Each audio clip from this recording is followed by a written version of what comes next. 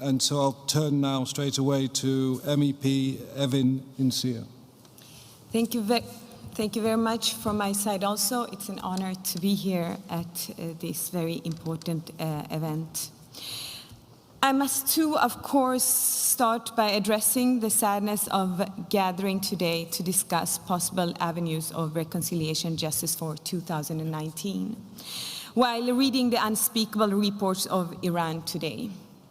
This prompts the importance of the work of this Aban Tribunal, of mobilizing the international community and continuing to remind the world that silence is compliancy. I'm myself Swedish, but I have Kurdish roots, so I know very well what oppression means. My own family was forced to flee from Turkey in the beginning of the 1990s.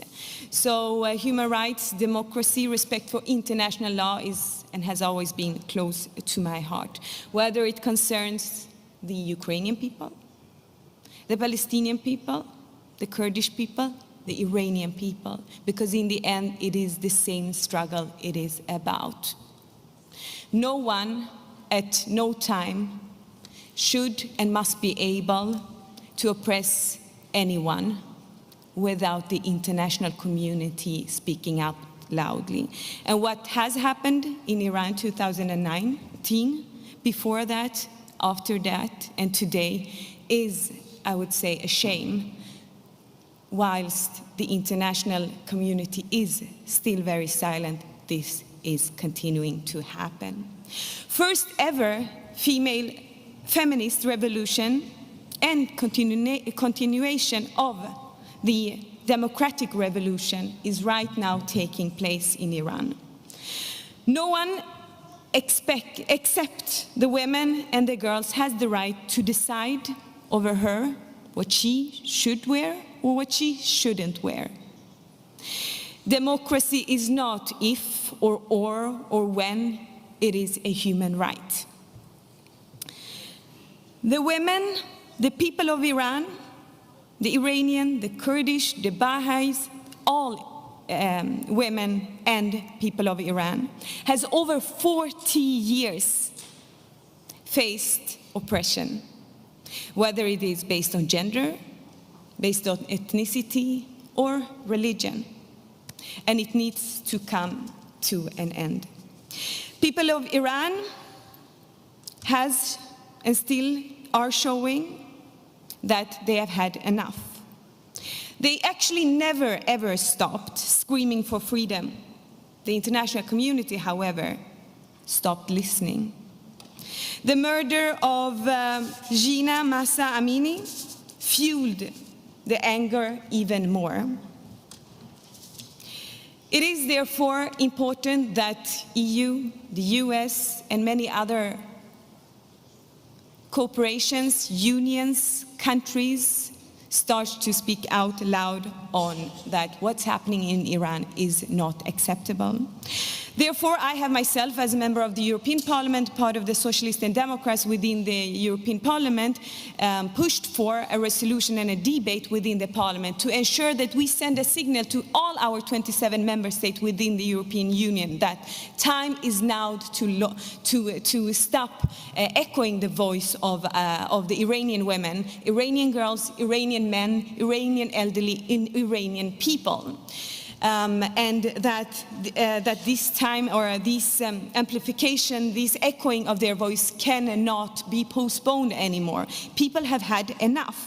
And we even see that the Iranian Islamic regime do not see even any boundaries, have been starting to bomb, among others, the KRG, the Kurdistan region of Iraq.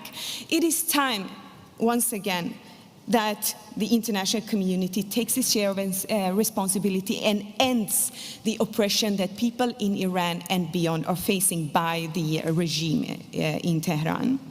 It is important that, I think in the previous panel, it very rightly was expressed that we need to, from the side of the international community, start targeting, sanctioning those behind this heinous oppression that is taking place within Iran. In the European Union, since last year, we have law or a mechanism called the EU Global Sanction Human Rights Mechanism, and it is time for the EU to start using it, because if we don't use it now, when should we use it? If we say that the European Union is based on human rights, democracy, rule of law, it is also time for actions, and this is something that I, myself, and my group has been pushing for the last weeks, and we will continue pushing it for the next week's plenary session in the European Parliament, to ensure that the European Union with its 27 member states also adopts it, and that we send a signal to the women, the girls, the men, the elderly, all the people in Iran, that we see them and we do not stand silent.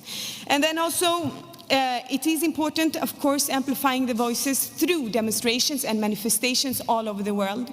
I myself also initiated the other day a manifestation in defense of the freedom fighters in Iran outside the European Parliament, where there are representations from all the different parties and party groups within the Parliament. So this is important. It's not a matter if you are conservative or socialist or liberal. It is a matter of human rights, and we all need to stand together for the people of Iran.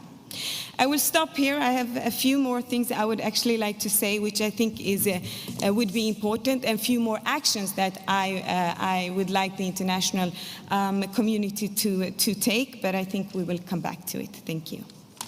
Thank you very much.